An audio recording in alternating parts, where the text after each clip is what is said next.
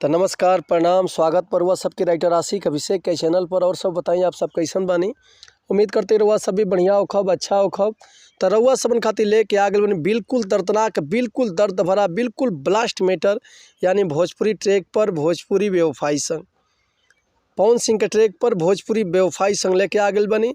उम्मीद करते रहुआ सबके अगर के नया म्यूजिक बनवा के बढ़िया से दिल से गायकी कहतनी तो 100% बाकी गाना और मार्केट में ब्लास्ट करी।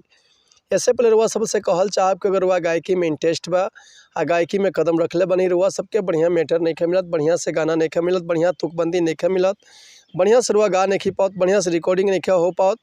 तो अगर हमारा चैनल पर रुआ आ गए बन तो रुआ सबके निराश भइले के जरूरत नहीं है।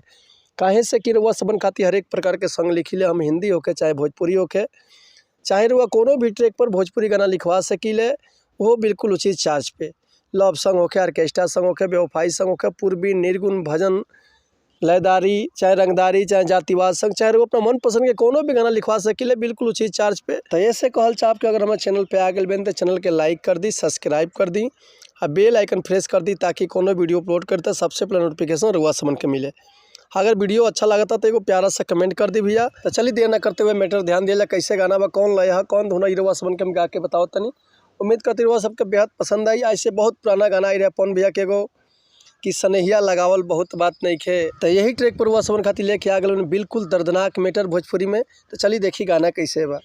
कि सनम हो कसम खा के कह द नमुई, कि सनम हो कसम खा के कह द नमुई, रोगवा के हमरा अब दवाई बारू तू ही।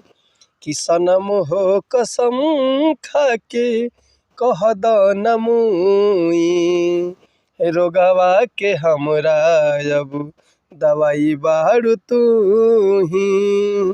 तड़पत दिलवा सोना कबली तो है छुई, कि तड़पत दिलवा सोना कबली तो है छुई, दर्दिया दिहल ह तोहर दवाई बारू तू ही, दर्दिया दिहल ह तोहर दवाई बारू तू ही।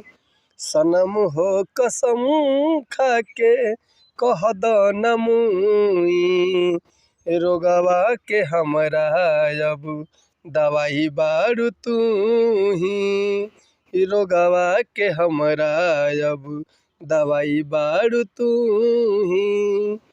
तो उम्मीद करते मैटर हुआ सबके बेहद पसंद आयल हुई।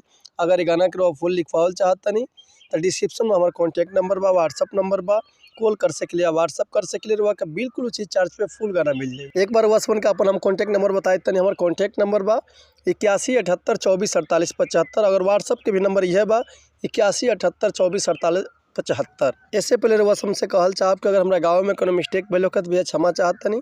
ऐसे कि हम गायक ना ही रुआ समन के खाली बता सकीले समझा सकीले। यही में भैया 2-4 दिन से हमारा आवाज़ बैठल है, गला फटल हुआ, ऐसे कि सर्दी जुकाम को ऐसे आज तबियत 5-7 दिन से ख़राब चलता हमारा, लेकिन फिर भी रुआ समन खातिर वीडियो बनावत नहीं हम। तो उम्मीद करते हैं मैटर रुआ सबके बेहद पसंद आई। तो चलिए मिलते हैं नेक्स्ट वीडियो में कुछ नया गाना, कुछ नया धुन, कुछ नया कंपोजिशन लेके। तब तक ले रुआ आपसे सम्मति चाहते हैं। नमस्कार प्रणाम, जय हिंद, जय भारत, जय भोजपुरी समाज, जय माता दी।